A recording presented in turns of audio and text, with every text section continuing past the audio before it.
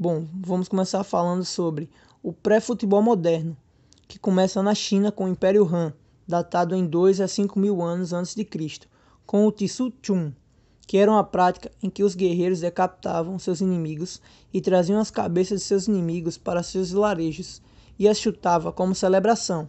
Várias outras práticas de divertimento se assemelham ao futebol, mas a mais próxima do futebol moderno foi o Calcio, criado na Itália, que era considerado uma festa, criando regras mais elaboradas. Era obrigatório o uso dos pés, sem limite de jogadores. Bom dia, eu vou falar sobre o futebol moderno. Bem, comparando ao futebol de antigamente, mudou basicamente tudo. Desde o campo ao material esportivo e as regras. Bem, por exemplo, na questão do campo, antigamente os campos eram feitos de terra com uma mistura de grama ou se não, chegava a ser só barro mesmo, só terra. E a questão do material esportivo, antigamente as chuteiras eram feitas de couro com solado de madeira. Já hoje as chuteiras são levíssimas, tem algumas que nem chega a ter cadarço, que é só encaixar no pé. E também tem a bola, que antigamente a bola era feita de couro e pesava cerca de 2 quilos. E se tiver chovendo e a bola molhava, essa bola chegava a pesar quase uns 3 a 5 quilos. E hoje em dia as bolas são vulcânicas, não tem costura, são bolas de altíssima qualidade. Em 1866, ano em que o impedimento foi criado e o lançamento foi aprovado.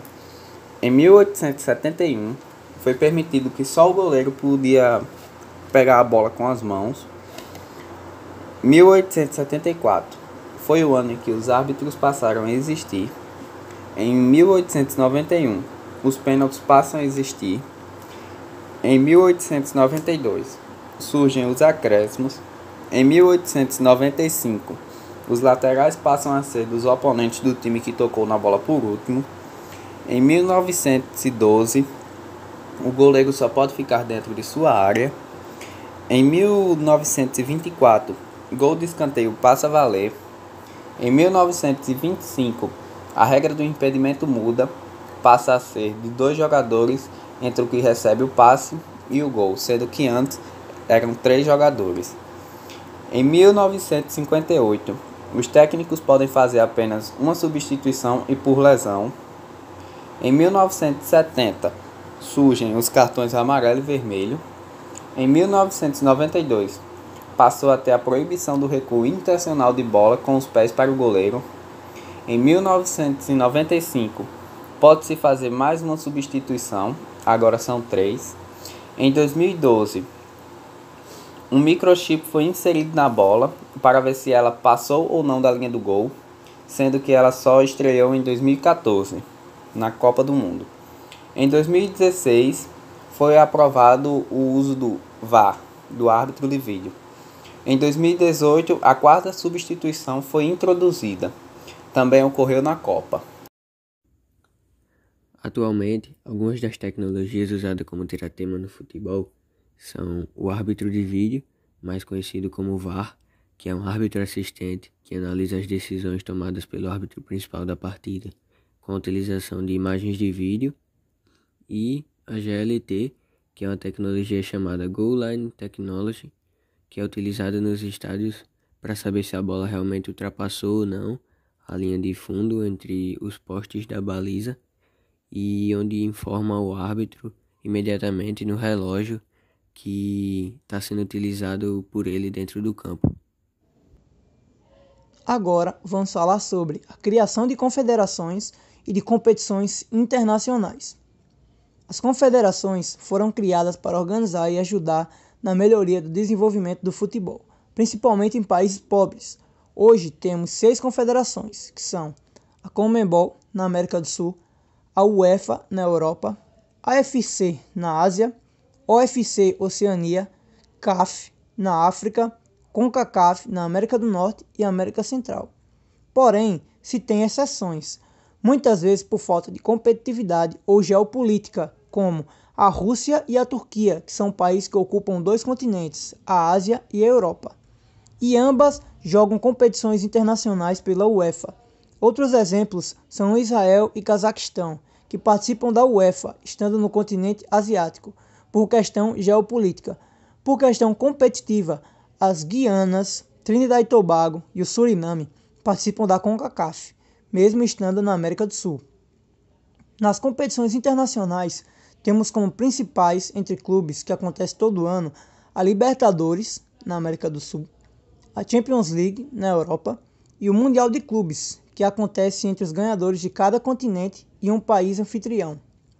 Entre países, temos as competições de 4 em 4 anos e também com um país anfitrião, como a Copa América, da Conmebol, como a Copa Ouro, da CONCACAF, Eurocopa e Nations League, que são ambas da Europa.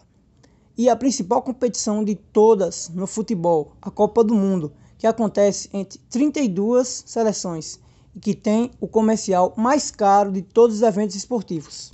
Olá, meu nome é Nathalie e eu vou falar um pouco sobre o futebol feminino no Brasil. As primeiras referências de partidas de futebol disputadas por mulheres surgiram nos anos 20. Os registros em jornais eram poucos e mostravam disputas no Rio de Janeiro, São Paulo e no Rio Grande do Norte. Até a década de 40, o futebol entre mulheres era praticado nas periferias e não havia possibilidade alguma de mulheres jogarem em clubes ou em ligas, então não há registros de uma seleção. O futebol era considerado violento e ideal apenas para homens.